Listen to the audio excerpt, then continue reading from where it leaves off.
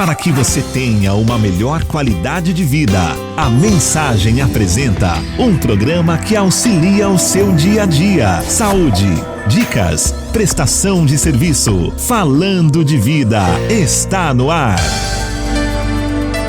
Falando de Vida. Apresentação Ana Lúcia Ferreira.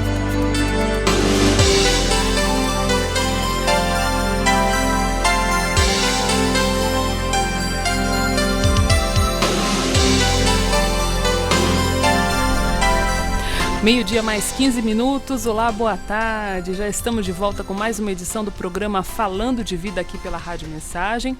Hoje dia 8 de janeiro de 2020, uma quarta-feira, e o programa Falando de Vida tem a apresentação de Ana Lúcia Ferreira, a coordenação de jornalismo de Donizete Eugênio, a mesa de som de Antônio Márcio Buim e a direção é do padre Luiz Fernando Soares. E você já sabe que esse é o nosso espaço para conversar um pouquinho e falar daqueles assuntos que de alguma forma interferem diretamente no seu dia a dia. Falando de Vida e o tema do dia.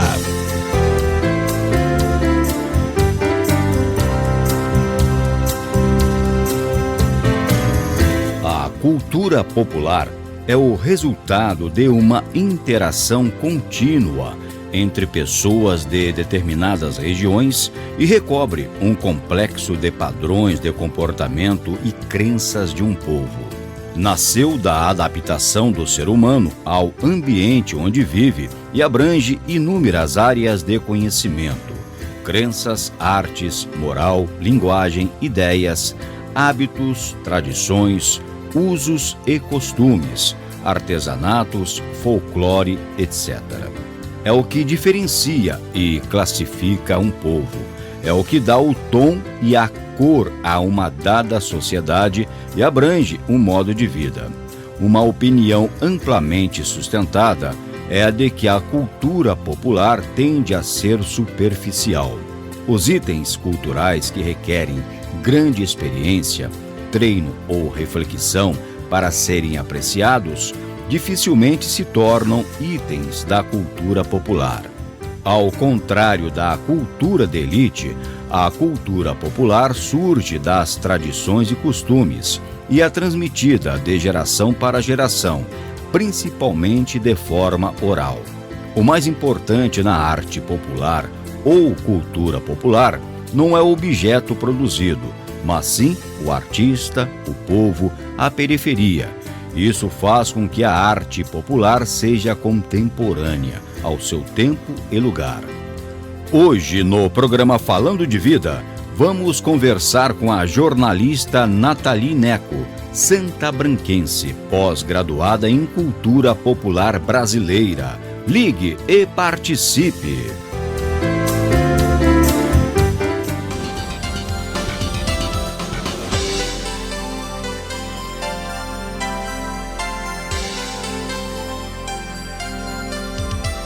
Você já viu aí um gostinho, né, do nosso bate-papo de hoje, dessa quarta-feira, hoje com um tema excepcional aqui no programa Falando de Vida. É um momento da gente parar, ouvir, aprender, entender melhor também para a gente conseguir compreender o mundo, né? E o Marcão fez essa introdução aí porque o nosso assunto hoje é cultura, uma raiz do que nós somos, né, de onde viemos. E para entender melhor esse assunto, né, cultura popular mais especificamente, a gente recebe com muito carinho pela primeira vez aqui no programa Falando de Vida a jornalista Nathalie Neco. A Nathalie é pós-graduada em Cultura Popular Brasileira e já foi aprovada aí num programa de mestrado em Estudos Culturais pela Escola de Artes da Universidade de São Paulo. Como o Marcão disse, é santabranquense e foi uma das primeiras pessoas que reparou a Santa Branca que nós temos aqui no estúdio. Nata, Sim. Boa tarde, viu? Seja bem-vinda à Rádio Mensagem. Boa tarde, Ana. Eu que agradeço o convite. Muito legal estar aqui com vocês. Boa tarde a todos os ouvintes também.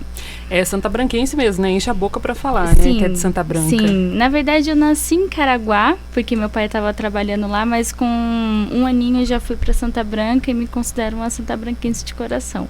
Muito legal. A Nata, ela é filha do seu Vicente de Souza. Quem está ouvindo a Rádio Mensagem aí em Santa Branca é o seu Vicente Bico, né? Já falecido também, né? E da dona Sônia Maria Santa Bárbara Neco. O pessoal conhece muito seu pai lá em Santa Branca? Conhece. Ele foi mecânico a vida toda. Então, nasceu em Santa Branca, a família toda de lá.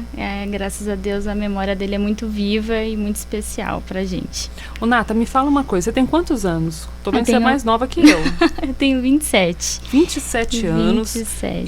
E eu tô vendo aqui no seu perfil, porque assim, os jornalistas, eles têm alguma vocação, né? Eu acho que eu que tô há tanto tempo no rádio, sou meio que do rádio, e a Nata é essa pessoa estudiosa da área de cultura popular brasileira. Eu tô vendo que você já se avançou bastante aí nesse assunto, e eu gostaria de saber de onde vem essa inspiração para estudar a cultura popular. Certo. Como a gente estava conversando um pouco antes, né, nos bastidores, isso veio meio que genuíno da minha família. Minha mãe baiana, meu pai santabranquense, então eu cresci com essas referências culturais de maneira muito simples. Eles não são acadêmicos, meu pai mal concluiu o ensino médio, mas assim, o ensinamento de vida dele pulsava muito em mim.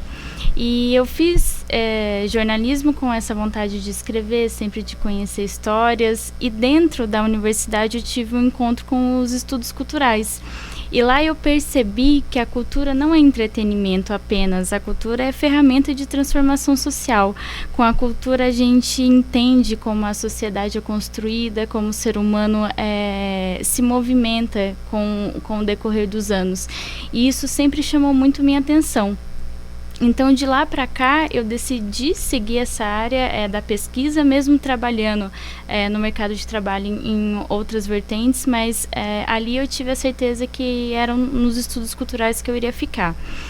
Tentei levar desde o início, desde os primeiros anos da faculdade, as pesquisas voltadas para Santa Branca, que não é porque é apenas a minha cidade, mas eu acredito que é um município que tem muito potencial para valorizar suas tradições, só que isso não acontece já há alguns anos.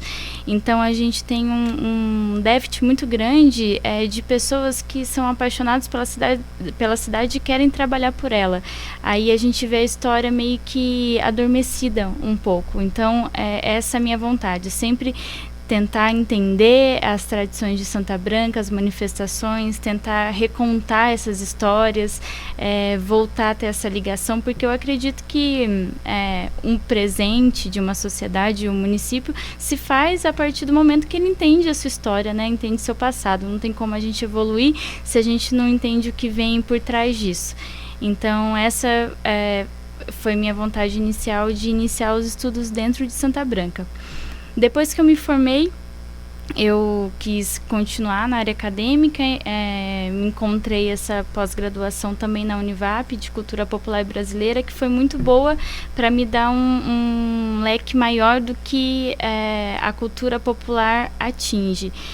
Foi muito bacana entender as vertentes da antropologia, que eu acho que é uma ferramenta que eu uso bastante, né, disso que eu te falei, de entender o ser humano. Então, além da comunicação, que era o meu olhar do jornalismo, eu pude entender um pouco mais sobre a história mesmo, a antropologia, que me fez querer continuar nessa área ainda mais e estender as pesquisas além de Santa Branca, para o Vale e para toda essa região nossa que é tão rica culturalmente. Eu falo que, assim, o Vale do Paraíba é um berço das tradições de São Paulo e do Brasil. Aqui a gente tem manifestações que foram criadas, que se evoluem com o tempo e resistem com o tempo. Então é uma região muito rica que deve ser valorizada, né? A gente tem um termo que não resguardar, assim, a gente fala salvaguardar, que é proteger o que a cultura popular atinge e fazer com que ela continue viva. Olhando a Nata falando, vou fazer uma confissão aqui. Você me lembra muito uma figura que eu conheci no primeiro ano de faculdade, que é a doutora Cristina Schmidt, não sei se você conhece. Já ouvi ela. Falar, sim. Estudiosa de folk e comunicação, ela falava de folk e comunicação, falava das figureiras de Taubaté. E ela falando daquilo, a gente, né, empolgado, querendo estudar televisão, os grandes meios de comunicação, E a importância, a singeleza da gente ver aquilo no primeiro ano de faculdade como forma de comunicação daquelas regiões particulares, a gente começar a entender as realidades, né? Exato. Esse olhar é muito importante, né, Nata? É muito. A partir da folk comunicação que despertou isso, né? Que aí eu como comunicadora na universidade falei, nossa, existe uma possibilidade de comunicar essa cultura, e é legal de ver como a folk comunicação também se transforma. A gente acha que é uma coisa arcaica, que é uma coisa que ficou parada no tempo, mas não é. Os estudos da folk dizem que a origem foi através dos cordéis, né? Os cordéis como maneira de comunicar e usando a cultura popular. Hoje a gente pode falar que a folk comunicação também está presente nos meios digitais. Até a minha tese de conclusão de curso da pós-graduação foi estudar a abrangência do Chico Abelha. Não sei se você conhece. Não. O Chico, ele é uma figura ele é de São José, hoje em dia ele mora em São Francisco Xavier, e ele é um comunicador da cultura popular no YouTube. Então ele seria um youtuber da cultura popular. Olha que transição, né, de meios de comunicação. E a abrangência dele é fantástica, assim, a audiência dele é mundial, não é só aqui. Ele coloca um vídeo no YouTube, são assim, milhões de visualizações, comentários, um entrevistando, ele falou para mim que as pessoas ligam e falam que são curadas de depressão quando assistem um vídeo dele contando como é uma folia de reis lá no interior do Vale do Paraíba, como que a dona fulana ainda faz a tradição do bolinho caipira. Então, olha só, né, aquilo que eu te falei, a transformação social, eu acredito muito na potência da cultura popular, nas suas ligações afetivas mesmo, né, no quanto isso pode ajudar o ser humano em entender o seu passado, em compreender suas identidades. Então, voltando à folk comunicação, assim, a gente vê o quanto isso não está no tempo, né? Então, essa experiência com ele, no caso, foi muito legal de ver como, né, em 2020 ainda existem pessoas empenhadas em comunicar a cultura popular e valorizar tudo que a engloba. É um fenômeno, né? É um fenômeno. Eu acho que para um pesquisador, assim, é de arregalar os olhos, Sim. né? Como é que isso está acontecendo? Que coisa doida, né? Que coisa doida. E bonita, né? E bonita, exatamente. 12:27, vamos a uma participação por telefone. Alô, boa tarde. Boa tarde. Quem fala? Aparecida. Oi, Boa tarde, Ana Lúcia. Oi, tudo bem, Aparecida? Você tá bem? Bem. É que ela tá falando aí do Chico. Uhum. Eu ia perguntar para ela se é o Chico Abelha. Que ele tinha um programa no Canal 3, que agora saiu do ar. E eu gostava muito de assistir. É ele mesmo, né, Nata? Ele mesmo. Ele vai fundo, né, nas pesquisas dele, da cultura. Sim, ele é super atuante. É Dona Aparecida? Exatamente. Oi, Dona Aparecida. Então, ele continua super atuante. O canal eu desconheço, mas ele tá no YouTube. É quase diário a postagem dele, né? E ele tá nas redes sociais ainda fazendo os vídeos e contando histórias belíssimas. Muito legal. E até a Dona Aparecida fazendo esse contato, né? Relembrando que já conhecia ele, é só procurar na internet, né? Sim. Então, digita lá no YouTube Chico Abelha, você acha Abelha, e acha exato. muita coisa legal também, muita né? coisa. Não, dá pra colocar os vídeos do Chico e ficar assistindo como se fosse novela. Ô Nata, me fala uma coisa, você falou rapidamente do bolinho caipira e essa coisa da importância da afetividade, né?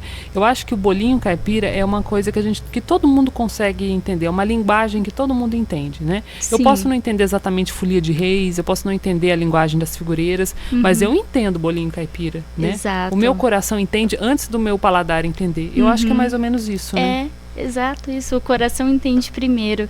E no caso do bolinho, a gente vai a fundo da história. Cada cidade do Vale tem a sua história, que eu acho que não tem que...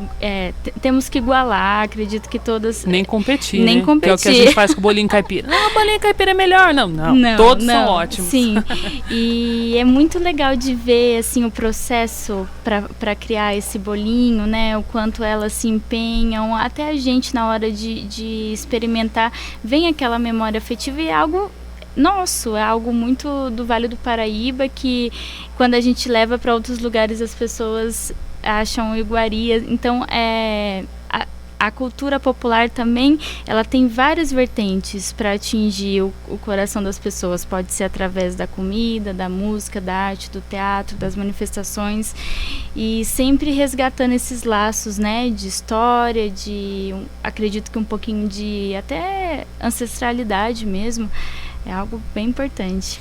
Uma dúvida minha, até meio básica, mas é importante a gente explicar isso também, né? Quando a gente fala da palavra popular, eventualmente você pode falar, tal cantor é popular, essa música é música popular brasileira, esse cantor tá na boca do povo, tal canal de televisão é popular. Uhum. Qual que é a diferença quando a gente fala desse popular que está na cultura de massa e desse popular do pequeno, de Santa Branca, das cidades menores? O termo cultura popular é algo genuíno do povo, né? Aquilo que origina do povo. Então, é aquilo que sem meios contemporâneos, acadêmicos, ele surge e se constrói como ferramentas. Então, não é a cultura de massa, ela é construída, né? Acredito. Então, como você falou, um cantor que está na boca do povo, isso tem toda uma indústria cultural por trás. Já aquilo que é a cultura popular, o folclore, ele vem de uma maneira que é genuína, ele surge da sociedade sem precisar reforço aqui e se mantém, né, com o passar das gerações. Acredito que essa é a diferença que a gente pode estabelecer. Muito bom. A gente está conversando hoje com a Nathalie. A Nathalie é uma estudiosa da cultura popular, vai ser mais ainda, como nós dissemos aí no comecinho do programa, ela foi aprovada num programa de mestrado, né? E é difícil a gente ter esse gabarito de profissional aqui na região, no país também, né? Chamei atenção para a idade da Nata, porque ela é muito jovem, realmente, mais jovem que eu, minha gente. E tem um conhecimento aí muito profundo de cultura popular. Então isso tem que ser valorizado, né? Porque ela está dedicando seu tempo, a sua vida para essa causa e vai trazer muita colaboração, não só agora, mas mais para frente também aqui para toda a região do Vale. A gente vai a um rápido intervalo, daqui a pouco a gente volta conversando mais aqui no programa Falando de Vida. Voltamos já já. Estamos apresentando Falando de Vida. Esta é a melhor sintonia. Continue com a gente. Mensagem.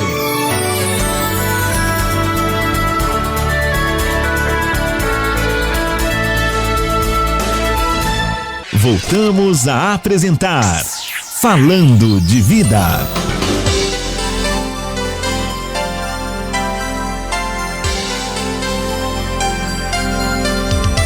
Meio-dia mais 34 minutos, de volta com o programa Falando de Vida. Hoje falando sobre cultura com a jornalista e pós-graduada em Cultura Popular Brasileira, que é a Nathalie Neco, lá de Santa Branca, né? Inclusive Santa Branca é um berço disso tudo, como a Nata disse, influenciou muito a vida dela. Que tipo de situações assim hoje te chamam muito a atenção, não só em Santa Branca, mas nas cidades aqui da nossa região, que te surpreende enquanto pesquisadora de preservação da cultura? Eu acredito que é um berço muito grande de manifestações, né? Das danças, das manifestações religiosas, artísticas, e existem municípios que resgatam isso muito bem, outros não. Então, quando a gente chega, no caso de Santa Branca, com diversas histórias para contar, manifestações para serem exploradas, a gente vê a capacidade de todos os municípios do Vale do Paraíba em levar esse legado da cultura popular, né? Uhum. Eu acho, não sei se é porque foi a vertente que eu mais segui, assim, da religiosidade, mas a religiosidade popular envolve tantos assuntos que a gente pode explorar, assim, tanto de assuntos sociais, assuntos que dizem respeito não a algo distante, a divindades, mas assim, a nossa realidade mesmo. Isso é o que mais te chama atenção aqui na região sim, do Vale. Quando sim. você fala religiosidade popular, você está falando exatamente da religião cristã ou você está falando de outras religiões também? De outras, diversas, Por mas exemplo? no meu caso é mais o catolicismo. Uhum. Então, até ano passado a gente realizou um projeto em Santa Branca recontando a história da Maria Graciana, que foi a única santa popular da cidade. Foi um resgate de inúmeros fatores, como a fé, como as manifestações tradicionais e como um assunto social, como eu citei agora, de resgatar isso também, que no caso dela, como ela foi assassinada pelo marido, que ano que foi isso? 1910, se eu não me engano. Não lembro muito de cabeça agora, mas foi em 1910 que ela foi assassinada. E assim, essa história, a Maria Graciano, posso contextualizar claro. um pouquinho? Então, a história conta, né, que ela foi uma moça que teve um casamento e o primeiro marido faleceu. Aí ela casou com um italiano em Santa Branca. E nisso, depois de muita pesquisa, a gente foi atrás de acervos, de até dos processos criminais mesmo, para entender o contexto dela. Assim, a gente descobriu que ela era uma mulher muito ativa, vendia farinha, assim, os relatos dizem que ela era uma mulher à frente do seu tempo. E nisso ela teve esse relacionamento com o italiano, que depois de um certo tempo começou a demonstrar atitudes de violência. Ela tentou muitas vezes falar, só que imagina, se é difícil para a mulher hoje, imagina naquela época. Então ela foi calada, ela não foi levada a sério e chegou a falecer. Aí algumas histórias contam que ela foi encontrada enterrada apenas com as mãos em sinal de prece.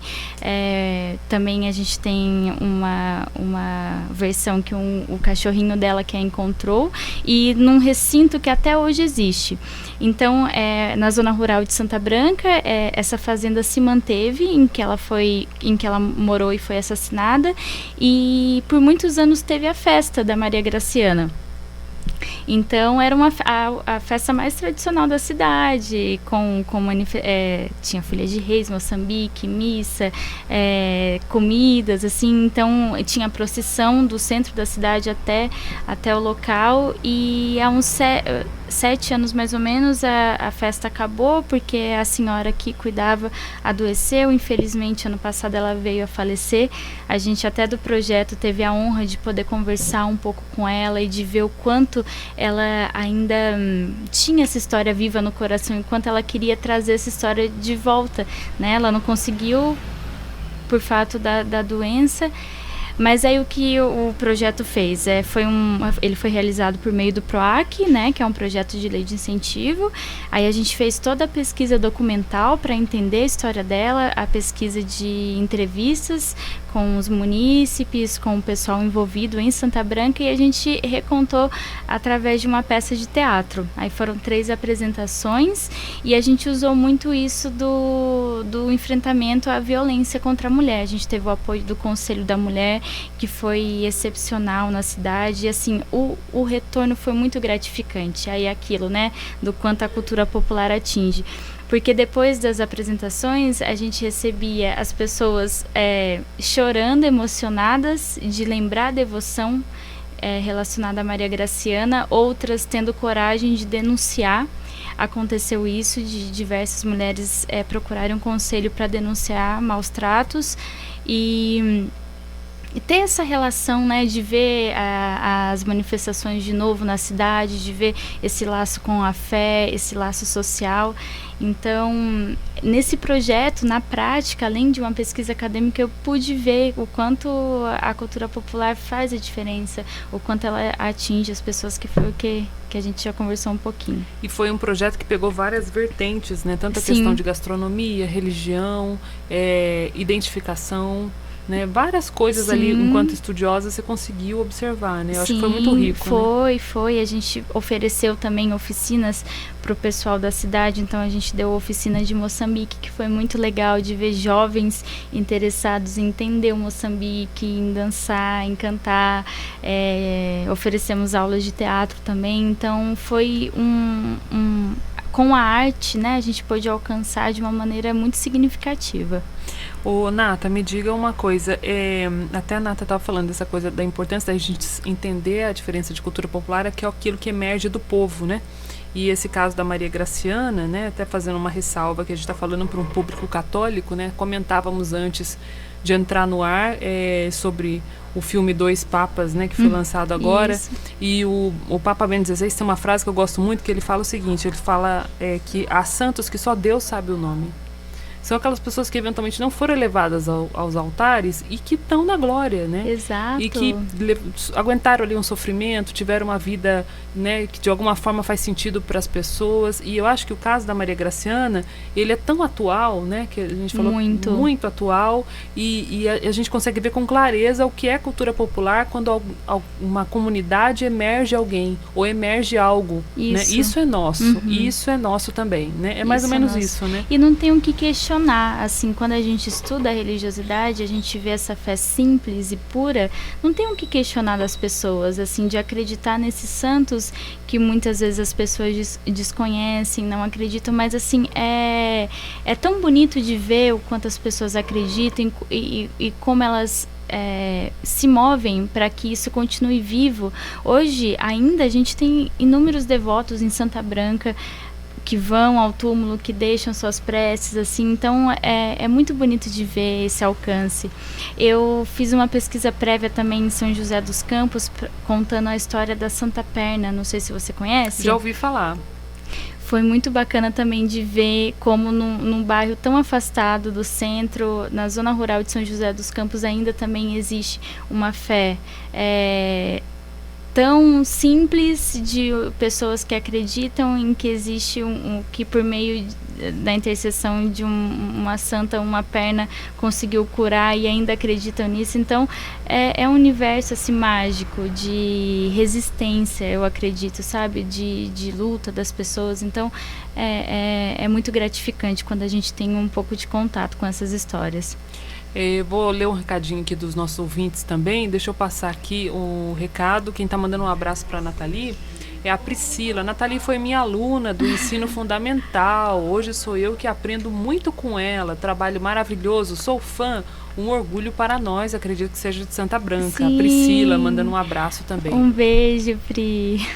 Olha, uma participação por telefone agora. Alô, boa tarde. Oi, Aninha. É a Aninha? Isso. Aninha, pergunta para ela, quando eu era criança, quando ela ia na pedra da Maria Graciana, tinha os bambuzal, tá lá ainda? Ah, então tá bom. Quem tá falando? É a Natália. Eu ia muito nessa festa. Oh, beleza, Natália. Que bom saber que tá fazendo sentido para você esse programa Falando de Vida de hoje, tá. Viu? Tô até feliz de lembrar dela. Ela é uma santa mesmo, ela é muito milagrosa. Ela curou meu pai na cama. Sério, Natália? Verdade, meu pai deu derrame cerebral e o médico começou a falar que era outra doença. Da minha mãe fez o pedido e ela curou ele. Olha só, e tinha um bambuzal lá, bem grande na festa. Tinha o bambuzal, tinha o cachorrinho dela que não foi da vida que matou ela, né? Isso, exatamente. Pergunta pra ela do bambuzal pra mim, eu escuto daqui, tá? Tá bom, um beijão pra você, tá? Antes da gente falar do bambuzal, eu acho que, me corrija se eu estiver errado, mas eu acho que a Rádio Mensagem também é um pouco de cultura popular, porque isso foi emergido do povo, né? Do coração do povo, o que era para ser uma rádio diocesana, e né? Ela tem esse apelo social muito forte, né? Você vê como a dona Natália liga pra gente e parece que ela tá falando comigo na... Ô, Aninha, né? Então, não tem cerimônia, ninguém faz cerimônia, porque aqui é de casa, né? É mais ou menos isso, né? Eu acredito muito nessa forma de comunicar, né? Da gente estar próximo das pessoas e levar uma mensagem que realmente transforma e aproxima. Exatamente. Ela perguntou do bambuzal, até eu fiquei curiosa, ainda tem isso lá? Sim, tem. Ele não tá, acredito que não esteja tão grande e vivo como ele era, mas ainda tem um pedacinho dele. O recinto, ele tá bem conservado. A gente ainda tem a capela, existia uma capela, ela tá um pouco abandonada, mas planos para 2020 é que a gente junte a força das pessoas voluntariamente, reforme a capela e volte com a festa, quem sabe esse ano ainda. Maravilha. A Lucimara está fazendo a mesma pergunta que estava aqui na minha boca agora. Ela quer saber onde fica a Santa Perna, em São José, e também aproveitando para contar um pouco dessa história para gente. Tá. A Santa Perna fica no bairro do Jaguari. Zona, se eu não me engano, é Zona Norte. Tem uma referência lá? Porque a Zona Norte é imensa, né? É imensa.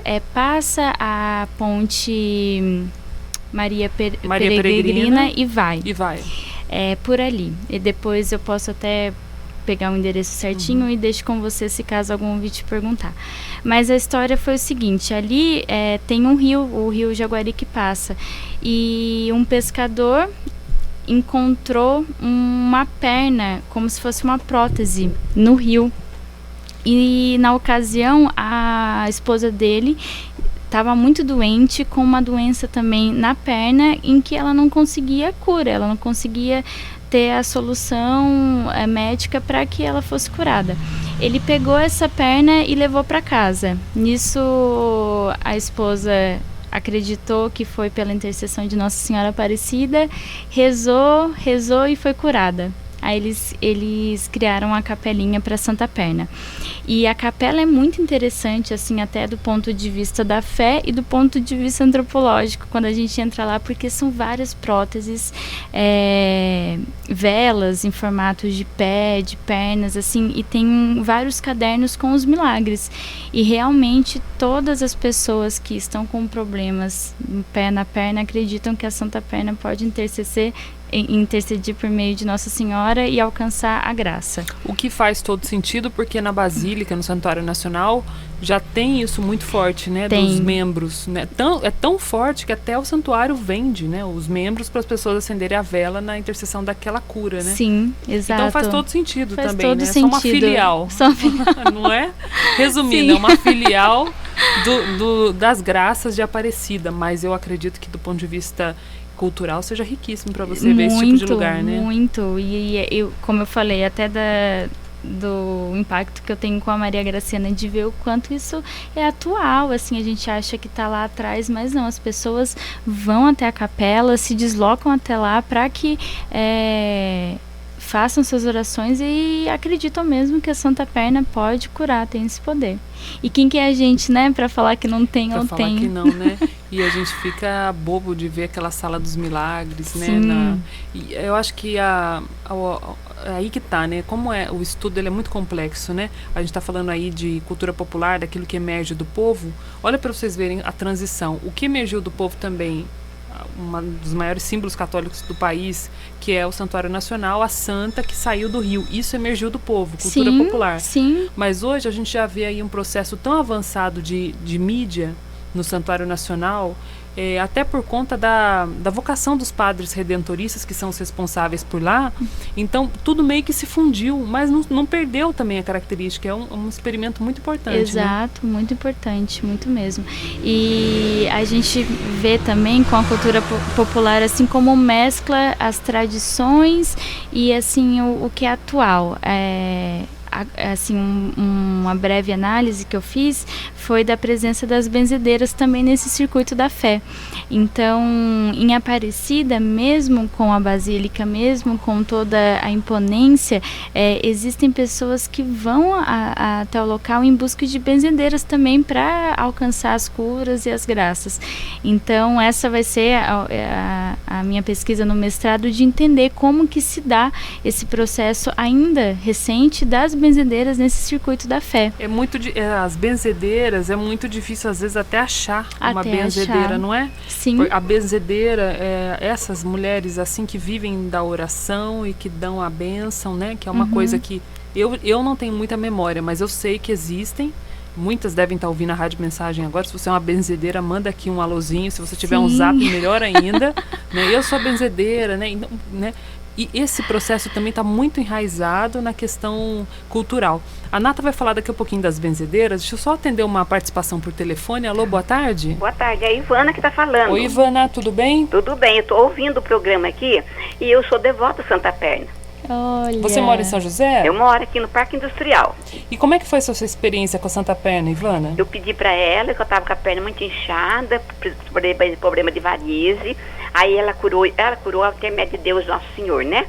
E eu fui curada a minha perna. Então eu rezo terço para ela todo dia. Olha que belezinha, né? Ela fica, a capelinha dela fica lá perto daquela Matarazzo, da Petibon. Então, foi o que o Moacir mandou aqui pra gente. Ana, fala aí que fica perto da fábrica da Matarazzo. Isso. A fábrica Petibon. Então, talvez pelo Google a pessoa consiga achar, né? É uma capelinha pequenininha, tem a perninha lá. Eu vou lá sempre lá rezar pra ela e eu rezo o terço todo dia. Ô, benção, Ivana. Muito obrigada aí pela sua partilha, viu? Eu tô ouvindo aqui o programa, eu falei, vou ligar pra lá, porque eu sou devota de Santa Fé. Belezinha, né? Obrigada, viu? Agora nós vamos encher a Santa Perna. Ontem nós enchemos o Carmelo. Ela tem bastante fitinha na perna. Legal. Olha, muito obrigada, viu, Ivana? Deus abençoe, viu? Deus abençoe vocês também. Amém. Tchau, tchau. Ontem a gente falou aqui do Carmelo, a gente teve um problema lá com o Carmelo, viu? Até você que acompanhou ontem eu falando de vida, né? Devagar com o andor que o santo é de barro, viu? Hoje, mais do que nunca, a gente tá falando aqui de cultura. E agora acho que o povo vai lá no Santa Perna também. Depois vão ligar. Quem que tava falando de Santa Perna na Rádio Mensagem? Aí, olha, o povo liga. Sim, mas que lindo isso, né? Muito bonito. Tá vendo como alcança as pessoas? É muito bonito. A gente estava falando das benzedeiras, porque o que acontece? Esse projeto da Maria Graciana foi realizado em Santa Branca pelo PROAC, né, no ano de 2019. E o das benzedeiras é um projeto que você tem para falar delas no Circuito da Fé. Você está falando do Circuito da Fé do que o povo vai a pé para Aparecida? É esse mesmo? Sim, mas é um projeto acadêmico mesmo que vai ser o meu estudo no mestrado, né? Sim. Então, já é a sua proposta de já mestrado? É minha proposta, foi aprovada. Uhum. Então, foi muito legal de ver também que dentro do curso foi o único projeto voltado a essa questão da religiosidade da fé dentro do Vale do Paraíba. Então, é isso que eu encaro como missão, assim, da gente falar do que é nosso. Então, de levar para a academia, de levar para a universidade, para que também haja o reconhecimento científico, que eu acho muito importante. Mas, assim, também atingindo o povo. Eu tenho outros planos de levar isso de uma maneira mais acessível para a população, mas isso ainda está no desenho. Só que aí como eu te disse, eu quero entender por que ainda, né, dessas pessoas irem, dessa afirmação, porque quem vai numa benzedeira tem a certeza. Recentemente eu conheci uma aqui em Jacareí, a dona Sônia, ela tem até o prêmio do Mestre Cultura Viva. E eu fui numa terça-feira à noite, lotado, eu tive que ficar esperando quase meia hora. E foi assim, de ver como as pessoas acreditam, levam seus filhos pequenos, desabafam também, tem muito isso de chegar na simplicidade de falar o que está acontecendo. E elas, né, as que eu já entrevistei, assim, sempre de uma maneira muito bonita e simples falam que é um dom que elas não entendem, que é um dom que elas recebem e apenas distribuem. Que coisa linda, né? É muito bonito, é muito bonito. Eu conheci uma em São Luís do Paraitinga, que ela é senhora, ela tem aproximadamente uns 80 anos. E ela até fala assim, pode vir de madrugada que eu não tenho o direito de negar essa bênção para ninguém. Então eu sou destinada para isso e faço isso com todo o meu coração. E até São Luís do Paraitinga, eu acho que deu um exemplo muito bonito de reconhecer essa força da benzedeira, que eles estabeleceram um dia dentro da saúde pública para que as benzedeiras estejam na Santa Casa. Então foi uma política pública da cidade de estabelecer um dia para que as benzedeiras estejam na Santa Casa e façam as orações para os enfermos. Isso você com certeza colocou no seu projeto que foi aprovado pela USP, né? Eu acho que o pessoal ficou, né, de cara, como a gente costuma dizer. Como assim? Isso é uma coisa que gera muita curiosidade, né? Quando a Nata tá falando das benzedeiras, eu fico imaginando assim, uma mulher de mais ou menos meia idade para frente, até uns 80 anos, bem serena, numa casa bem simples. Sim. Eu imagino isso enquanto você fala. Quem que são essas mulheres? Qual é o perfil delas? Esse perfil, eu já conheci algumas mais novas, uns 40 anos, assim, que trazem isso. E isso sempre é uma herança de vó, de mãe. Então elas, até essa edição de São Luís Paraitinga, de 80 anos, o pai também era curandeiro. Então o pai que ela conta a história, né, que o pai, antes de falecer, deu um terço para ela e falou assim, agora é a sua vez, filha, eu te entrego isso. Olha só. E esse perfil muito da simplicidade, de não querer nada em troca. Algumas têm um contato muito forte com a natureza, ainda utilizam muito das ervas, das receitas naturais, que também é um universo imenso para ser explorado, de como a cultura popular também chega na medicina popular também, assim dizendo.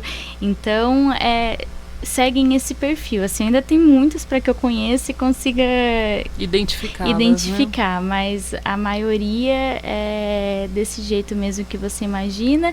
E são pessoas, são humanos, né? Aquilo não tem nenhuma pompa, nenhuma divindade, assim, na hora de conversar.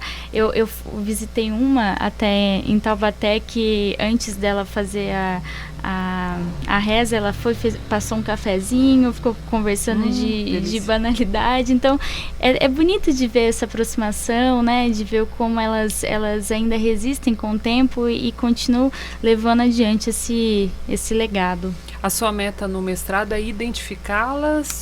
Ou como é que vai fazer ser? um mapeamento de todas das benzedeiras nesse circuito e entender como elas ainda atuam na atualidade, né? Como elas ainda realizam os seus rituais, e entender também das pessoas que chegam nas benzedeiras, qual que é a motivação de ainda muitas vezes não procurar o médico e procurar uma receita de um chazinho natural para curar algum mal. Muito bacana. Isso aí, a gente está falando do Circuito da Fé. Quantas cidades aproximadamente? Eu tive que fazer um recorte, né? Então eu vou pesquisar Aparecida, Cachoeira Paulista e Guaratinguetá. Por que você escolheu essa cidade? Você acha que lá tem uma concentração? Tem uma concentração, e por também ter a presença do catolicismo muito forte. Então, Cachoeira Paulista, a gente tem a Canção Nova. Guaratinguetá tem a Frei Galvão, né? Frei Galvão, exato. E Aparecida pela imponência de Aparecida. Então, assim, mesmo em locais de uma religiosidade atual muito forte, ainda há esse contraste da cultura popular, da fé simples e daquilo que é tradicional. Então, aí a questão, né? Por que resiste ainda? Duas observações sobre isso que a Nata trouxe aí pra gente, né, que eu fiquei bastante impressionada. Essa questão do projeto São Luís Paraitinga de ter um dia para as benzedeiras vai de encontro com aquilo que os psicólogos falam, os estudiosos em saúde falam da importância da religiosidade para a recuperação do paciente. Isso já é comprovado, acho que foi motivo também de muitos estudos, que faz toda a diferença. Você ter uma fé, você acreditar em algo, né, e o SUS se abrir para uma situação como essa é espetacular, né? É isso que a gente espera do SUS, né? Sim. Também essa empatia com a comunidade local. Exato. Né? É aquilo, entender as suas tradições, né? E é uma construção.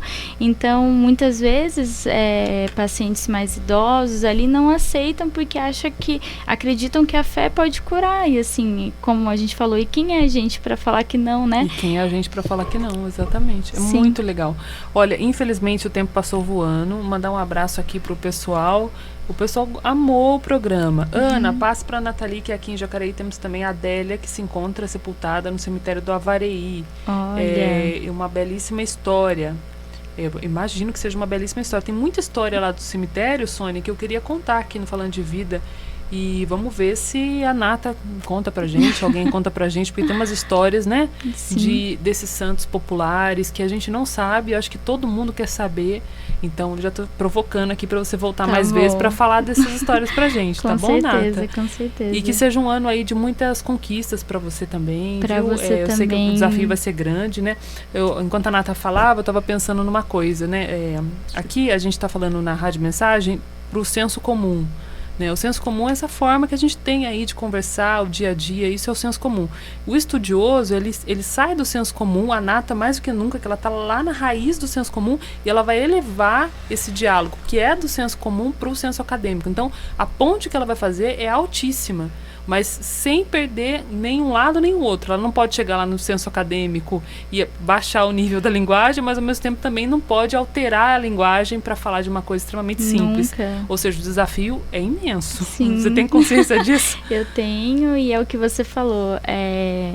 Como a minha missão é salvaguardar isso, né? Então, levar a voz do povo para que seja reconhecido de forma acadêmica, de forma científica, sem perder sua essência, sem perder o seu valor.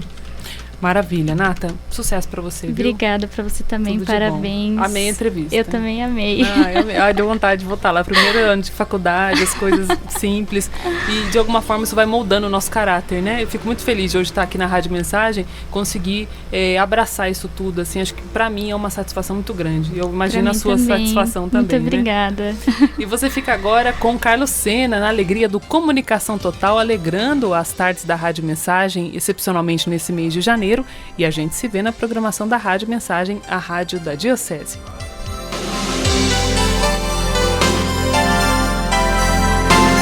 Você acompanhou na Mensagem o programa Falando de Vida.